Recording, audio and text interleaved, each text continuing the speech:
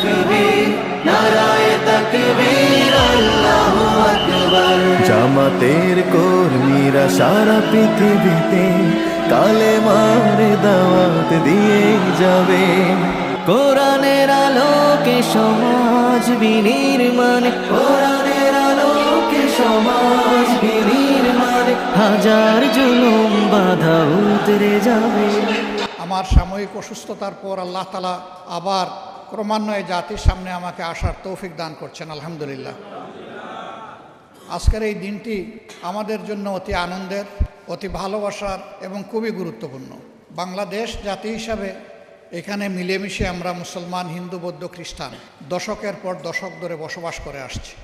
দুনিয়ায় সাম্প্রদায়িক সম্প্রীতির যে কয়টি দেশ আছে উল্লেখ করার মতো বাংলাদেশ এই জায়গাটায় বিশেষ স্থান দখল করে আছে। এখানে যারা আছেন তারা মানুষকে তাদের কর্তব্যের ব্যাপারে সতর্ক করেন, মানুষকে সুস্থ সুন্দর একটি সমাজ গঠনের জন্য উদ্বুদ্ধ করেন, মানুষকে পরস্পরের কল্যাণকামী হওয়ার জন্য তারা উপদেশ দেন। তারা রসুল করিম সাল্লাল্লাহু আলাইহি ওয়াসাল্লাম মানব জাতির প্রতি যে ঐতিহাসিক দায়িত্ব পালন করেছেন, দ্বীনের আহ্বানকারী হিসেবে, দাঈল আল্লাহ হিসেবে, এ দায়িত্বটা তারা পালন করেন।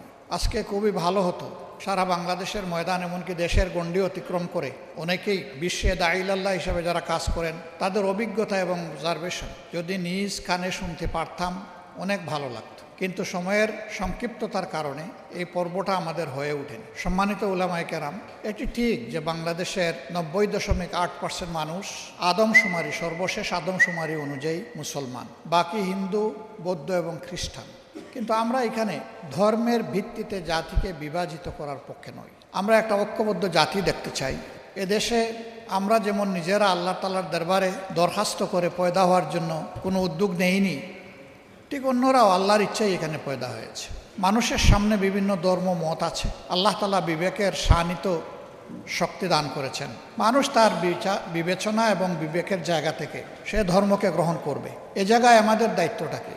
আমাদের দায়িত্ব হচ্ছে আল্লাহ তাআলার দেওয়া শাশ্বত বিধান, সকল নবীদের শেষ নবী, পূর্ণাঙ্গ বিধান এবং খাতিমুন নবিয়্যিন, এর মাধ্যমে দুনিয়াবাসীর জন্য যে আলোকিত বিধান বা সংবিধান পাওয়া গিয়েছে আল কোরআন, এবং এই আল কোরআনকে বাস্তবায়ন করতে গিয়ে নবী করিম সাল্লাল্লাহু আলাইহি ওয়াসাল্লাম তার ফিকির, তার দাওয়া এবং তার কর্ম, এই সবগুলার অনুসরণ করা এবং মানুষকে এগুলার অনুসরণের আহ্বান জানানো। কেন? মানুষ সমাজবদ্ধ জীব, মানুষ একা একই বাঁচতে পারে না, বাঁচা অসম্ভব। এই সমাজে চলতে গেলে পরস্পরের সহযোগিতা লাগবেই। প্রাত্যহিক জীবনে এটা একটি অনিবার্য, অপরিহার্য প্রয়োজন। এটাকে উপেক্ষা করার শক্তি আমাদের কারণে। এবং সেই ক্ষেত্রে আমি যখন নাগরিক সেবা নেব, সেই নাগরিক সেবা যারা দিবেন তাদের বিভিন্ন ধর্ম, বর্ণ, গোত্রের পরিচয় থাকতে পারে, কিন্তু সেবার জায়গাটায় তিনি একজন সেবক, আর গ্রহীতার জায়গায় আমি একজন গ্রহীতা। বাজারে আমরা সওদা করতে গিয়ে প্রথমেই জিজ্ঞেস করি না যে আপনার নাম কি, আপনার ধর্ম কি। প্রথমেই দেখার চেষ্টা করি আমি যে সওদাটা কিনতে এসেছি মানসম্মত সেই সওদা এই দোকানে আছে কিনা। যদি থাকে এবং তার দামটাও যদি আমার কাছে গ্রহণযোগ্য হয়, যথাযথ মনে হয়, তাহলে আমি এটা দেখেই কিন্তু আমি আমার সওদা কিনবো। বিশেষ করে আমরা যারা সাধারণ শিক্ষায় শিক্ষিত, আমরা যখন প্রাইমারি স্কুল থেকে মেডিকেল কলেজ বা বিশ্ববিদ্যালয় পর্যন্ত যারা লেখাপড়া করেছি বা করেছেন, তারা তো একই বেঞ্চে বসে বিভিন্ন ধর্মে বর্ণের মানুষেরা, আমাদের সহপাঠীরা, একই শিক্ষকের শিক্ষা আমরা গ্রহণ করেছি। সেই ক্ষেত্রে কেউ কাউকে তাড়িয়ে দেয়নি যে তুমি অমুক, এখানে বসার অধিকার তোমার নাই, তুমি মাইনরিটি, তুমি কেন এখানে, এটা কেউ বলেনি। এটা বলা হচ্ছে হীনমন্যতা। এটা তার অধিকার, সে এটা পাবে। আমার যেমন অধিকার তারও তেমন অধিকার। এই ধরনের একটা কেয়ারিং সোসাইটি বা একটা দরদি সমাজ, এই সমাজটাই রসুল করিম সাল্লাল্লাহু আলাইহি ওয়াসাল্লামের নেতৃত্বে মদিনায় কায়েম হয়েছিল। মদিনার ইহুদিদের ব্যাপারে শাস্তিমূলক কিছু পদক্ষেপ নেওয়া হয়েছিল। এটি এ কারণে নয় যে তারা একটা নির্দিষ্ট ধর্মের অনুসারী এবং তারা ইসলাম কবুল করেনি, এটার জন্য নয়, বরং এটা ভিন্ন কারণে। এই কারণ যে দেশে যার দ্বারাই ঘটবে সে কোন ধর্মের এটা কেউ দেখবে না, তার উপর অনিবার্যভাবে শাস্তি নেমে আসবে সমাজকে সঠিক জায়গায় রাখার জন্য। সে কাজটাই ওখানে হয়েছিল। অন্যথায় সেই নববী সমাজ থেকে সকলেই ইনসাফ পেয়েছে, তার অধিকার পেয়েছে, কাজের সুযোগ পেয়েছে, সব কিছুই পেয়েছে। ইসলামের এই অনিবার্যতা এবং প্রয়োজন শেষ হয়ে যায়নি এবং এটা শেষ হবে না। যতদিন কিয়ামত না হবে যেহেতু এটা আল্লাহ তাআলার পক্ষ থেকে সর্বশেষ বিধান, মহান স্রষ্টা যিনি শুধু মানুষ জাতিকে পয়দা করেননি, দৃশ্য অদৃশ্য আমাদের সামনে যত সৃষ্টি আছে এই সব কিছুর স্রষ্টা হচ্ছেন তিনি সব কিছুর খালেক, বাকি সব মাখলুক। এই বিধানটা তার পক্ষ থেকে এসেছে। তিনি যেহেতু সমস্ত সৃষ্টিকে সৃষ্টি করেছেন, সেই কারণে তার সৃষ্টিকে তার চাইতে বেশি ভালোবাসতে পারে এ দাবি কেউ করতে পারবে না। আর কোরআন আমি যতটুকু বুঝেছি এটা শুধু মুসলমানদের জন্য তো নয়, মানব জাতির জন্য নির্বিশেষে, এবং আমি দেখি যে না, এটা সৃষ্টির জন্য, অপরাপর সৃষ্টির জন্য। কারণ কোরআনের মূলনীতির মধ্যে বলে দেওয়া হয়েছে কোন সৃষ্টির সাথে কি আচরণ করতে হবে। কোরআনের এই বয়ানে দুইটা হকের কথা এসেছে। হকুল্লাহ, আল্লাহ তাআলা যিনি আমাদের স্রষ্টা, তার কি অধিকার তার সৃষ্টির উপরে। আরেকটা হচ্ছে হকুল ইবাদ। এখানে বলা হয়নি হকুল ইনসান, হকুল ইবাদ। সমস্ত সৃষ্টি ইচ্ছায় হোক অনিচ্ছায় হোক আল্লাহ তাআলার ইবাদত করে, গোলামি করে, তার সেট করা নিয়ম মেনে চলে। এই দুনিয়ার ইতিহাস হাজারো বৎসরের, কিন্তু কোথাও কেউ দাবি করে না যে আগে সূর্য উঠত পূর্ব দিকে, এখন উঠে উত্তর দিকে, এটা কেউ দাবি করে না। সূর্য তার অবস্থান পরিবর্তন করতে পারবে না, কারণ এটি আল্লাহ তাআলা তাকে সেট করে দিয়েছেন যে যতদিন দুনিয়া থাকবে ততদিন তাকে ওই দিকেই উঠতে হবে এবং ওই দিকে পড়তে হবে। তবে শেষ দিনটা তার উত্থানটা হবে ভিন্ন দিক থেকে, উল্টা দিক থেকে। সেইটা ওই দিন শেষ হওয়ার দিন, সেই দিন হবে ভয়াবহ দিন। আল্লাহ তাআলা সেই ভয়াবহ দিনকে উপলব্ধি করে মানব জাতিকে সঠিক পথে চলার তৌফিক দান করুন। তো এরকম সব কয়টি সৃষ্টি আল্লাহর সিদ্ধান্ত মানতে গোলামি করতে বাধ্য। এমনকি মানবের দৈহিক সত্তা, সে ইচ্ছা করুক অথবা না করুক, আল্লাহর গোলামিতে লিপ্ত আছে। যারা আল্লাহর উপর ঈমান আনেন না বলেই বলেন, তারাও লিপ্ত। কিভাবে? আমাদের এই মুখমণ্ডলটাই যদি আমরা সামনে আনি, কপালের নিচে দুটো চোখ আছে, চোখের কাজ হচ্ছে দেখা, দর্শন। নাক আছে, তার কাজ হলো ঘ্রাণ নেওয়া, শ্বাস নেওয়া, ফেলা। মুখ আছে, তাই দিয়ে কথা বলা, খাওয়া দাওয়া করা, পান করা। আল্লাহ তাআলা যে কাজের জন্য যে অর্গানকে সেট করেছেন, কানের কাজ হচ্ছে সে শুনবে। এটা চোখ বলতে পারবে না যে বহুদিন ধরে দেখে আসলাম, কান ভাই তুমি এখন একটু দায়িত্ব নেও, একটু দেখার দায়িত্বটা তুমি পালন করো। এটা কি হবে? ইম্পসিবল। আল্লাহ যে কাজের জন্য যে অঙ্গকে তৈরি করেছেন, সেই অঙ্গ সেই কাজই করে চলছে। এটি আল্লাহর গুলামি, ওই অঙ্গের। কিন্তু মানব সত্তার রুহানি গুলামি, তার আত্মার গুলামি, তার চিন্তার গুলামি, তার সিদ্ধান্তের গুলামিটাই আল্লাহ তাআলা প্রকৃতভাবে চান।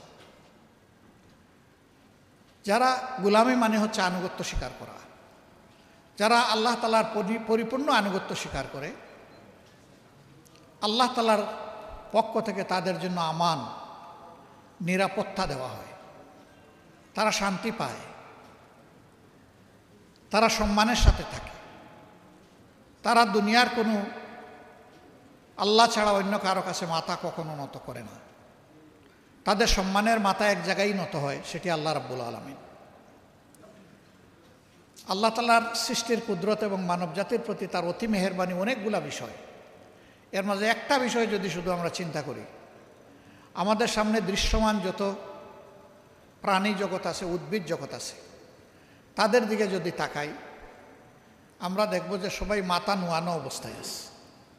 কেউ রুকুর হালতে, কেউ সিজদার হালতে, কেউ বুকের উপর ভর দিয়ে চলে, আবার কেউ কোমর বাঁকিয়ে রুকুর হালতে চলে। এমনকি গাছপালা, তার মাথাও দেখবেন, ডালগুলোও দেখবেন নিচের দিকে ঝুঁকে যায়। একমাত্র সৃষ্টি পা থেকে মাথা স্ট্রেট লাইন আপওয়ার্ড, মাথা সোজা করে আছে, শুইলেও সোজা থাকে বডির সাথে। আল্লাহ তাআলা এইভাবে সকল সৃষ্টির কাছে সে যাতে উন্নতম মশির থাকতে পারে সেরকম করেই পয়দা করেছেন, কিন্তু শর্ত একটা দিয়েছেন যে ওই মাথা শুধু আমার কাছে নোয়াইতে হবে, আল্লাহ তালার কাছে নোয়াইতে হবে। এই মাথা নোয়ানোর মানে হচ্ছে আল্লাহ তালার দরবারে বিনয়ী হওয়া, তার আনুগত্য প্রাণ ভরে মেনে নেওয়া। আল্লাহ তালা বিনয়কে বড় পছন্দ করেন। এটি শুধু আল্লাহ তালার গুলামের ক্ষেত্রে নয়, মানুষের সাথে আচরণের ক্ষেত্রেও বিনয় হচ্ছে প্রকৃত মুমিনের আত্মার ভূষণ। যে মানুষ যত বিনয়ী হয় আল্লাহ তাআলা মানুষের মনে তার প্রতি তত বেশি ভালোবাসা পয়দা করে দেন। কিন্তু যে মানুষ বিনয়ী হতে পারে না, সে মানুষের সামনে এসে অন্যরা যতই তাকে সম্মান প্রদর্শন করুক, আড়ালে আবদালে তাকে সম্মান করে না, বলে যে এই লোকটা অহংকারী, দাম্ভিক, উদ্ধত। বিনয়ী মানুষের ক্ষেত্রে মানুষ এই ধারণা নেয় না। মানুষ বলে ইনি মাটির মানুষ। মাটির মানুষ মানে কি? মাটির মানুষ মানে হচ্ছে যে এই যে মাটির উপর দিয়ে হাজার হাজার বৎসর ধরে সমস্ত প্রাণী চলে, যন্ত্রযান চলে, পানি গড়িয়ে যায়, সাপ বিচ্ছুও চলে, মাটি কোনোদিন বিদ্রোহ করে না, সব কিছুর বার নীরবে বহন করে চলছে। বিনয়ী মানুষটাও তার সমাজকে ধারণ করে সমাজের দুঃখ, কষ্ট, বঞ্চনা সে তার ঘাড়ে নেবে এবং সেইটা ফেলে দেবে না, বিদ্রোহ করবে না। সেইটা নিয়ে অন্যকে রিলিফ দেওয়ার, শান্তি দেওয়ার চেষ্টা করবে। সম্মানিত বন্ধুগণ, আল্লাহ তাআলার পক্ষ থেকে মানুষকে সেই বিনয়টাই অবলম্বন করতে বলা হয়েছে। ইবাদুর রহমানিল্লাযীনা ইয়ামশুনা আলাল আরদি হাওনা ওয়া ইযা খাতাবাহুমুল জাহিলুনা ক্বালু সালামা। রহমানের অনুগত বান্দারা জমিনে যখন চলাফেরা করবে তখন তারা বিনয়ের সাথেই চলাফেরা করবে। তবে জীবন চলার পথে বিভিন্ন জায়গায় বিভিন্ন চ্যালেঞ্জ আসবে।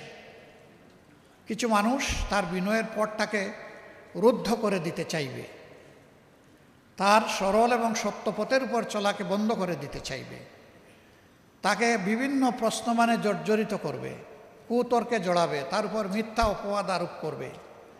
এরকম যদি কোথাও কারো সাথে মোলাকাত হয়ে যায়, প্রথমে বিনয়ের সাথে সহজ সরলভাবে তার সাথে আলাপ হবে। যদি মনে হয় যে সে তো হার মানার লোক না, সে যে কোনো মূল্যে সত্য মিথ্যা হোক সে জিততে আসছে, এই ক্ষেত্রে আল্লাহ তাআলা সমাধান দিয়ে, ঔষধ দিয়ে বলছেন, এখানে ঔষধ হলো সালামা, ওর শান্তি কামনা করে এখান থেকে চলে যাওয়া, আল্লাহর দেওয়া মূল্যবান সময়কে নষ্ট না করা। ওলামা হজরত, আপনারা চলতে গিয়ে দেখবেন চলাফেরায় যে দিনের ব্যাপারে অনেকেই সেই রকম চ্যালেঞ্জ ছুড়ে দেবে। এই ক্ষেত্রে আল্লাহ তাআলা বলেন নাই যে চ্যালেঞ্জের মোকাবিলায় তুমি আরেকটা শক্ত পাল্টা চ্যালেঞ্জ ছুড়ে দাও। বলেছেন এই ক্ষেত্রে আপনি চলে যান, তার জন্য শান্তি এবং কল্যাণ কামনা করো। হতে পারে আপনার দোয়া তার জন্য বরকতের কারণ হয়ে যাবে, আল্লাহর দরবারে কবুল হয়ে যাবে। সে সত্যকে উপলব্ধি করার জন্য তার দিলের জানালা খুলে যাবে এবং এরপরে হয়তো ওরকম তর্কে সে আপনার সাথে আর জড়াবেই না। আবার যদি তার ভাগ্যে সেরকম হিদায়া না থাকে, তাহলে আপনি দিনের পর দিন তার সাথে সময় দিতে পারেন, কিন্তু আপনি জোর করে তাকে হেদায়েত দেওয়ার মালিক আপনি নন। হেদায়েতের এই চাবি আল্লাহ তাআলার হাতে। এই জায়গায় অসহিষ্ণু হওয়ার আমাদের কোনো সুযোগ নেই। যখন কোনো জাতি সংকটে পড়ে, তখন সেই জাতিকে, ওই জাতির আলেম বা শিক্ষিত লোকদের দায়িত্ব হচ্ছে তারা পথ দেখাবেন, তারা হবেন জাতির রাহবার। বাংলাদেশ এবং জাতি স্বাধীনতার পরে এক এক করে ৫৪টি বছর পার করেছে। প্রথম স্বাধীনতা যদি আমরা চিন্তা করি ৪৭ সালের, তাহলে এটাকে যোগ করলে হয়ে যাবে ৮৪ বা ৮৫ বছরের কাছাকাছি। এরকম সময় অতিক্রম করার পরেও ৮৪ বছর হবে। আমাদের সমাজে একটা মানবিক সমাজ, একটা দায়িত্বশীল সমাজ হিসাবে এবং একটা সুন্দর সমাজ হিসাবে আমরা সমাজকে পাইনি। কাজেই জাতি তো সংকটে আছে। এই সংকটে কোরআন এবং সুন্নাহর আলোকে ওলামায়ে কেরাম যদি জাতিকে পথ দেখান